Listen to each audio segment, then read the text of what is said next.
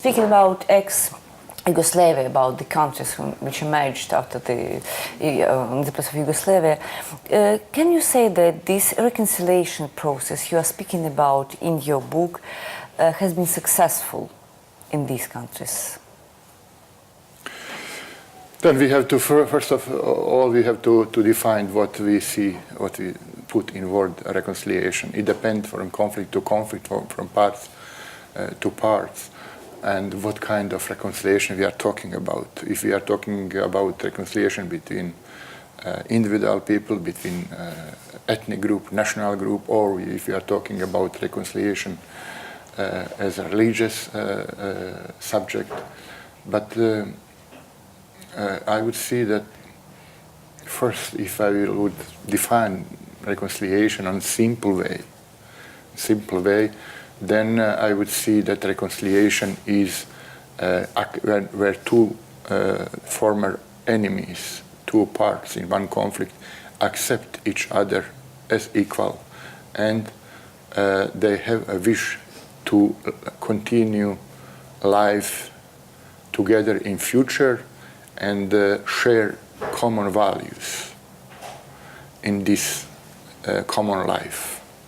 So this is like simple definition of reconciliation. And then when you ask me how long we came on Balkans with reconciliation, I would say that we came pretty long when it comes to reconciliation between simple people, common people. But we still have problems, huge problems, challenges with reconciliation between different political programs. Namely, politicians, they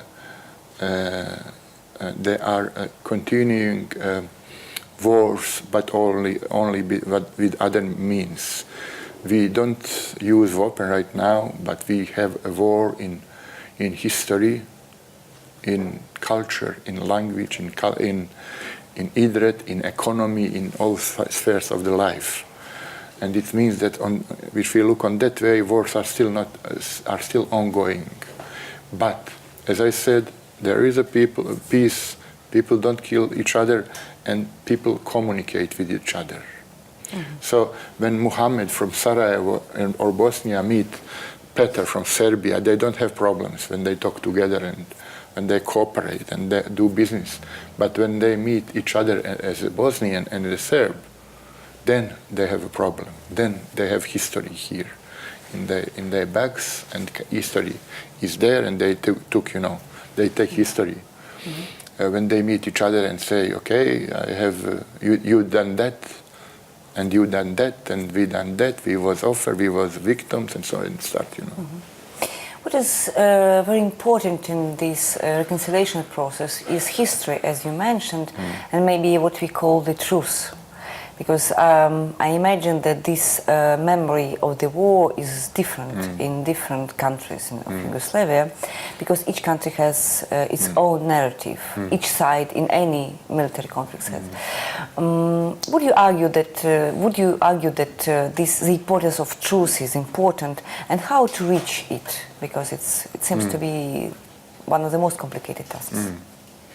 First of all, it's a very complicated question. There is a difference between history and truth. When it comes to history, we have first of all history, which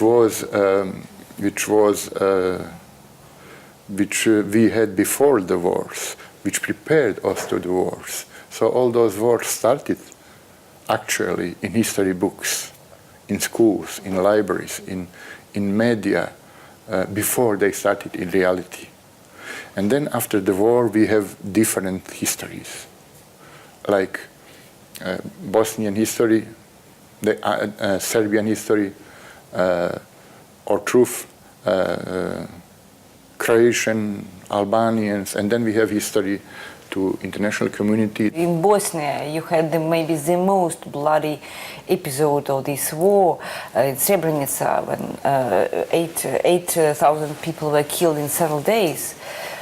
So reconciliation is also about the ability to forgive, do you think that there is a right moment where people say, okay, we forget and then we forgive?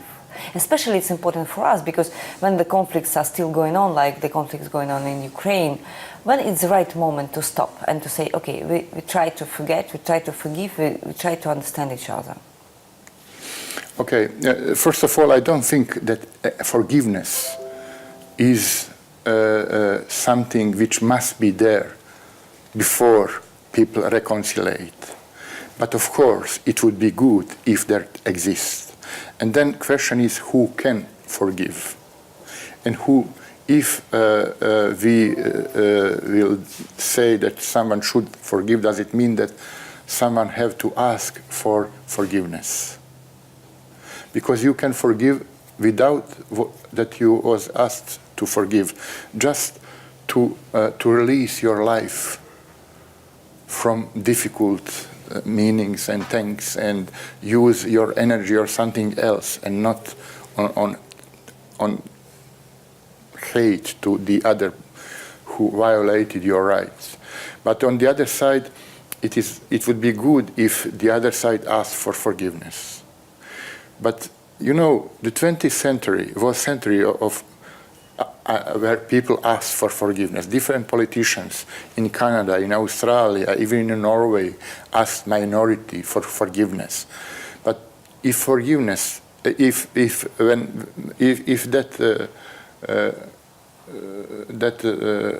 you ask for forgiveness, but if you don't do anything in reality, in real life, which shows that you are really sorry, that what kind of excuse of forgiveness is that? You mentioned Srebrenica. You know, there what was the name? Criminal Court for war crimes in former Yugoslavia, and International Criminal Court find out that what happened in Srebrenica was first genocide after Second World War in Europe. Exactly. As you mentioned. And some presidents in Serbia asked for forgiveness. Now, why should we believe that they really are sorry? They really do think that they say if they do nothing in reality to show that they are sorry. Like, for instance, if they put in Serbian schools, university, and books, what this International Court for War Crimes in former Yugoslavia find about Srebrenica, so future generations in Serbia can learn from this. Then we should offer victim can believe, okay, they really think mean that what they are saying.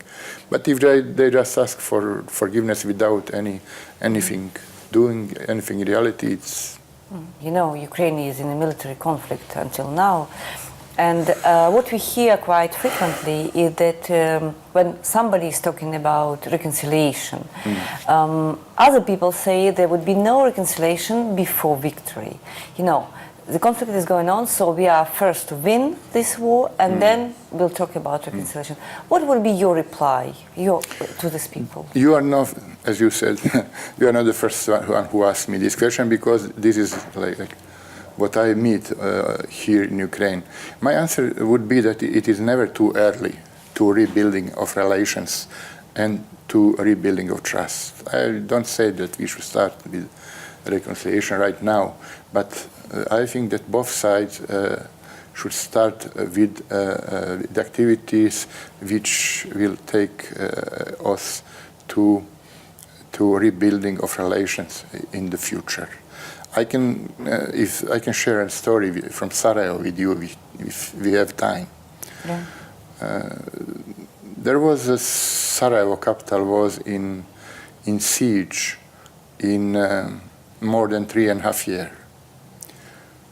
This is longer siege in new European history. 3.5 years without water, without electricity, without food, without post and contacts with world around. And Serbs military and paramilitary was surrounded the city and shooting by artillery and snipers, both on civilians and on people in uniform in Sarajevo, and both on Bosnians in Sarajevo, but also on Serbs who stayed in Sarajevo, who didn't want to go and fight together with Serbs around.